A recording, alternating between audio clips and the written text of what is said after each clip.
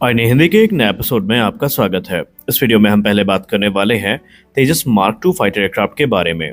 Hindustan aeronautics limited ने तेजस mark to को लेकर कुछ नई इन्फॉर्मेशन सामने रखी है, जहां पर उन सिस्टम्स को भी अब इंडिजनाइज किया जा रहा है एचएएल के तरफ से, जिनके लिए पूरी तरीके से अभी हम इम्पोर्ट पर डिपेंडेंट थे। एचएएल को ये बताते हुए काफी खुशी हो रही है कि इनमें से अधिकतर सिस्टम न सिर्फ तैयार किए जा चुके हैं, बल्कि एचएएल का जो दृढ़ निश्चय और कठिन परिश्रम है उसके परिणाम अब हमें दिखाई देने भी शुरू हो गए हैं। आइए जानते हैं वो कौन कौन से सिस्टम है जिसको इस समय एचएएल इन हाउस बना रही है और इसमें उनको सफलता प्राप्त हुई है, और ये हमें 4.5 प्लस जनरेशन के तेजस मार्क टू फाइटर एयरक्राफ्ट में देखने को मिलने वाले हैं। इन सिस्टम्स की बात करें तो इसमें मुख्यतः आपको environment control and fuel monitoring system देखने को मिलेगा, इलेक्ट्रॉनिक यूनिट देखने को मिलेंगी। इसके अलावा जो रेडियो अल्टीमीटर है, VHF omni range instrument landing gears हैं, इसके अलावा टैक्टिकल एयर नेविगेशन सिस्टम जिसको टैकैन कहते हैं, ये भी इनके तरफ से विकसित किए गए हैं। और ये जो कंपोनेंट हैं ये तेजस मार्क टू की सेफ्टी, परफॉर्मेंस और मिशन कैपेबिलिटी को एनहांस करने में एक बड़ी भूमिका निभाएंगे। और यही कारण है कि आप इस प्लेटफॉर्म को तेजस मार्क 1A की तुलना में ज़्यादा एडवांस मान सकते हैं। शुरुआत करते हैं environment control and fuel monitoring electronic unit से। आखिरकार जानते हैं कि जो ECFMEU है ये होता क्या है। बेसिकली ये सिस्टम एक इंटीग्रेटेड इलेक्ट्रॉनिक यूनिट के तौर पर सर्व करता है, और ये बेसिकली इन्वायरमेंटल कंट्रोल सिस्टम जिसमें जो कि कॉकपिट में temperature, cabin pressure, air conditioning को रेगुलेट करता है। इसके अलावा फ्यूल मॉनिटरिंग सिस्टम को भी ये मॉनिटर करता है या कंट्रोल करता है बेसिकली, जहाँ पर ये इंश्योर करता है कि जो ऑप्टिमल फ्यूल यूजर्स हैं वो होते रहें। आसान शब्दों में बात करें तो ऑप्टिमल फ्यूल यूजेस, बैलेंस और जो सेफ्टी होती है कॉम्प्लेक्स मिशन के दौरान, उसको ये इंश्योर करता है। और ये इंडिजिनस सिस्टम हमारे लिए काफ़ी महत्वपूर्ण था, क्योंकि इसके लिए अभी तक हम इम्पोर्टेड सिस्टम पे ही डिपेंडेंट थे, जिसके चलते जो मेंटेनेबिलिटी और अवेलेबिलिटी है वो काफ़ी ज़्यादा कठिन हो जाती थी। लेकिन अब ये सिस्टम स्वदेशी तौर पर विकसित किए जा रहे हैं। इसके बाद बारी आती है रेडियो एल्टीमीटर की। रेडियो एल्टीमीटर मॉड्यूल की बात करें तो इसे भी हिंदुस्तान एरोनॉटिक्स लिमिटेड की तरफ से विकसित किया जा रहा है, और ये तेजस मार्क टू फाइटर एयरक्राफ्ट को अलाउ करेगा कि वो जमीन से ऊपर कितना एल्टीट्यूड है, किस एल्टीट्यूड पर वो उड़ान भर रहा है, उसको प्रिसाइजली मेजर कर पाए।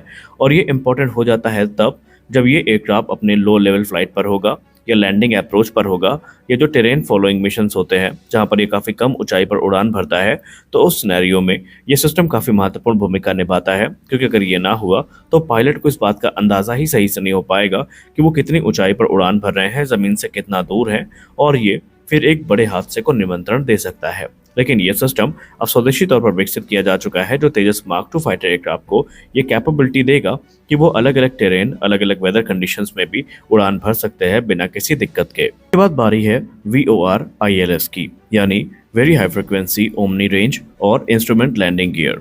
अब यहाँ पर इस सिस्टम की बात करें तो ये तेजस मार्क 2 का जो नेविगेशनल एक्यूरेसी है उसको काफ़ी इन्हांस करेगा, और लैंडिंग सेफ्टी को भी काफ़ी इन्हांस करेगा। पर्टिकुलरली जब एडवर्स वेदर कंडीशन होती है या नाइट ऑपरेशंस होते हैं तो ये सिस्टम वाइडली यूज़ किए जाते हैं। अच्छा, अब ये एक और चीज़ जो आपको जाननी चाहिए कि जो VOR ILS है ये सिर्फ हमें मिलिट्री एयरक्राफ्ट में ही नहीं देखने को मिलते, बल्कि ये सिविल एविएशन में भी यूज़ किए जाते हैं। और तेजस मार्क 2 में इनके इंटीग्रेशन का सीधा मतलब ये है कि एयरक्राफ्ट का जो फोकस है वो मल्टी रोल कैपेबिलिटी पर काफ़ी ज़्यादा है, और ऑपरेशनल फ्लेक्सिबिलिटी भी काफ़ी ज़्यादा इसकी इन्हांस्ड होने वाली है। इसके बाद बारी आती है टैक्टिकल एयर नेविगेशन सिस्टम, जिसको आप सबने सुन रखा है, जिसको हम टैकैन भी कहते हैं। अब टैकैन सिस्टम की बात करें तो ये बेसिकली जो मिलिट्री पायलट्स हैं उनको बेयरिंग और डिस्टेंस इंफॉर्मेशन प्रदान करते हैं और अलाउ करते हैं एक्यूरेट नेविगेशन को और पोजीशनिंग को मिशन के दौरान। इसे भी हिंदुस्तान एरोनॉटिक्स लिमिटेड की तरफ से इन हाउस विकसित किया जा रहा है, और यहाँ पर प्रमाण है ये कि हिंदुस्तान एरोनॉटिक्स लिमिटेड किस हद तक जो स्वदेशीकरण है उस पर ध्यान दे रही है, और इस प्रकार के जो एडवांस सिस्टम है ये विकसित किए जा रहे हैं। ये तो कुछ प्रमुख सिस्टम थे जिसके बारे में हमने बात करी है, लेकिन आने वाले भविष्य में आप ये देखेंगे कि तेजस मार्क 2 में एडवांस मीडियम कॉम्बैट एयरक्राफ्ट के लिए भी विकसित किए गए बहुत सारे सिस्टम्स का यूज किया जाएगा, और इंश्योर किया जाएगा कि तेजस मार्क 2 अपने टाइम के हिसाब से रिलेटेबल बना रहे। सबसे खास बात यहाँ पर यह है कि हिंदुस्तान एरोनॉटिक्स लिमिटेड को जो चार्ज मिला है एयरक्राफ्ट को विकसित करने का, वो यहाँ पर भविष्य को देखकर अब कदम बढ़ा रहे हैं।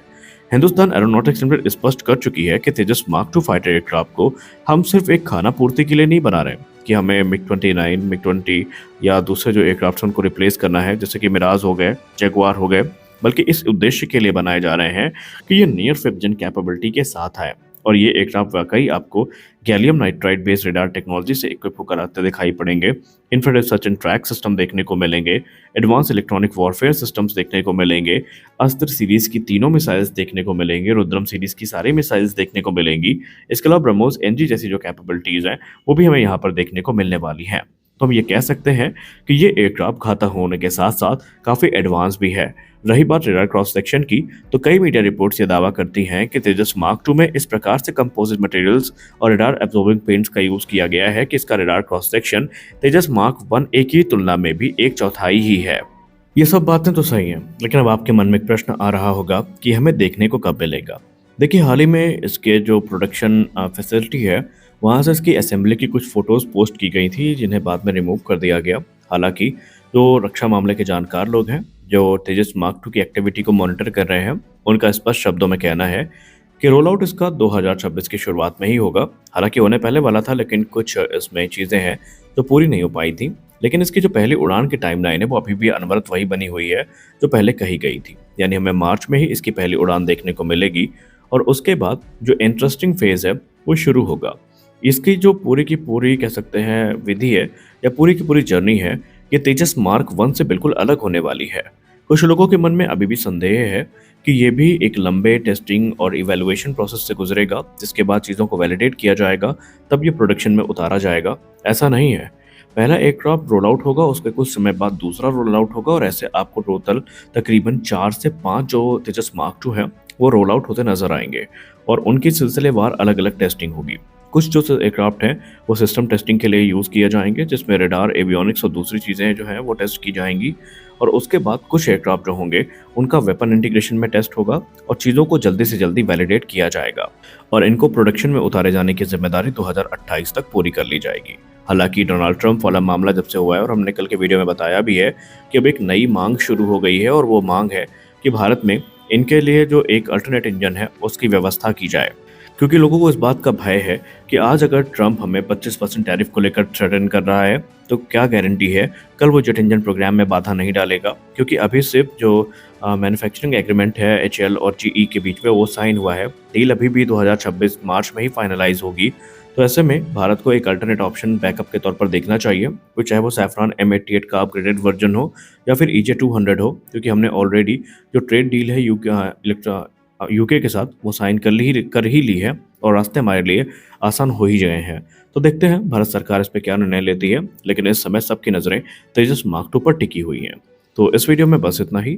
आशा करते हैं वीडियो आपको अच्छी लगी होगी। वीडियो अच्छी लगी वीडियो को लाइक करिए, नए चैनल को सब्सक्राइब करिए। मिलते अगले वीडियो में कुछ और अपडेट्स के साथ, तब तक के लिए जय हिंद।